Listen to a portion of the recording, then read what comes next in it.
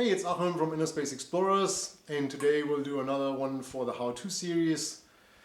And what I show you is how to fix hard turning valves. Of course, this is a very theoretical approach, because if it is your own tanks, they are always serviced and maintained, and if it's not your tanks, you will obviously never touch them and do something on them, correct? Good. Anyway, let's have a look what you could theoretically do if you would have to. So, you go somewhere and you have a set of tanks and you figure out these valve knobs are super hard to turn. I see that frequently when, for example, we go to Egypt, the guys filling and also a lot of customers over tighten these knobs. So you close the tank, you close it a little bit better, and then you give it the final one, and then that really damages the valve seats and they turn harder and harder and harder, and then obviously seawater and grease and sand and whatever goes in there, and it becomes a bit of a nightmare. So now, especially in technical diving, cave diving, whatever, you want to be able to manipulate your valves, and they should be easy to turn. So I'm talking thumb and index finger should be able to turn these. So what I show you does not work for the center post. It just works left and right. So forget about the center post. Don't try this with the center post, also not theoretical. So what you need is a little bit of grease, a spare O-ring maybe, a spanner, in this case a 19, and this little special tool that I have for that screw on the outside of the knob, but obviously you can take a slotted screwdriver or a normal screwdriver. That all works fine, but this is actually very convenient. So yeah, just a show-off thing. So what you want to do is, I mean, the tank's obviously closed. I just show you quickly that this has pressure.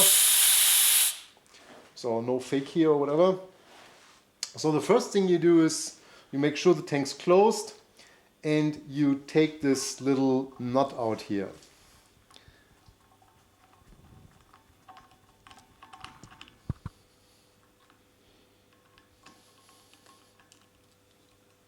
So here's the nut and that little spring. Just put these aside. So then you take the knob off, and in the knob you have this little nylon washer. So that is not essential, it works without it, but if you have one, keep it. It makes the knob turn a little bit smoother, and you don't have that much friction between the inside of the knob and this nut here. Alright, so the next thing is you remove this nut here. This is a 19 spanner, metric one. It might be a different spanner size in where you're from. So this is completely safe, no worries. Nevertheless, I recommend, if you work theoretically on a valve that has pressure, don't stand here when you start turning things, because if something flies in that direction, it might fly with 200 bars, so you want to be out of the line of fire, so to speak. So you open this nut, and now another important one, something like this now should be turnable with your thumb and index finger. If you have the feeling like, this doesn't turn well, or this turns really hard, then probably there's pressure on it, so don't do it, right? So there's no pressure on it. If there would be the tank pressure on this thread, so before the O-ring stops sealing, you could barely turn it. So that's a good indicator that you're safe. So I mean, you're safe anyway if you follow the procedure, theoretically, but just another safety precaution. So now you see how this works. This nut actually holds this, let's call it a tool, and this actually then turns the spline in here that in fact seals the valve. Let's see if we get this in focus. And okay. So, yeah, then this one actually grabs this, and then by spinning this with the knob, you actually turn this out, and then the gas can flow. So as we turned that in before, now we just remove the tools So that's not a problem, and we can work on that. So the reason these valves are hard to turn is usually a lot of dirt and grease on this assembly here, and normally, or a lot of times, I see this little O-ring here like broken and then smeared in here. So you have a lot of black debris around here, so that's usually the remains of this O-ring. This O-ring has no sealing function, so even if that's gone, doesn't mean your valve's leaking or something like that. That's just basically a slider.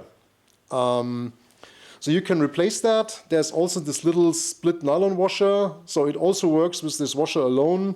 I've also seen that there's basically 2 big O-rings in there, whatever. So now you can replace that O-ring, clean this. Usually take a small toothbrush, a little bit of vinegar or something like that. Works great because we talk battlefield repairs here, so obviously you don't have an ultrasonic cleaner or something like that at hand. You can grease it a little bit and then you reassemble. So I'll just show you. Normally I would just get these 2 things together and then put it in, but just so you get a better idea, you put that in, make sure it grabs the spline, and then you put that nut on top, turn this back in,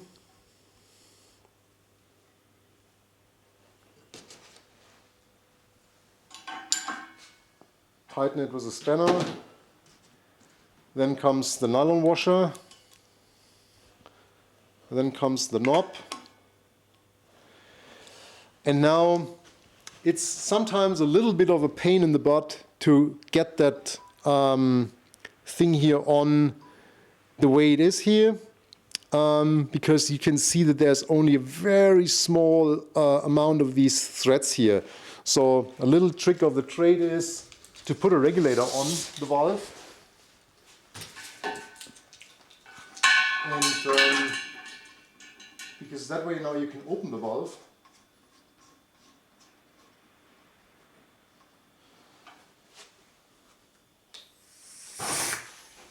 And you heard that plop, and when you look at it now again, you actually see that the valve sticks out, or that thread sticks out a little bit more, which actually makes it way easier to reassemble it. So you put the spring in, you put that little washer on, and now you can actually just with your finger actually get the first turn on. So now it's already on the thread, and now with a tool or a screwdriver you can tighten that again, and now we're done. And now you can actually see that I can turn the valve with my thumb and index finger, and that's what it should be like. So if you really have to put force on that, then it's actually too hard to turn, because in an emergency you want to be able to turn that down super fast and easy. So I hope that helped to gain some theoretic knowledge. As I said, obviously you don't want to touch somebody else's tanks. And if you like that, please give us a thumbs up. Consider subscribing to the channel if you haven't yet. If you're subscribed, please hit that little notification bell so you don't miss the new videos. We usually upload 1 per week. And if you want to discuss things a little bit more in detail, please check out the Patreon site. Otherwise, stay safe, and thanks for watching. See you in the next video. Bye-bye.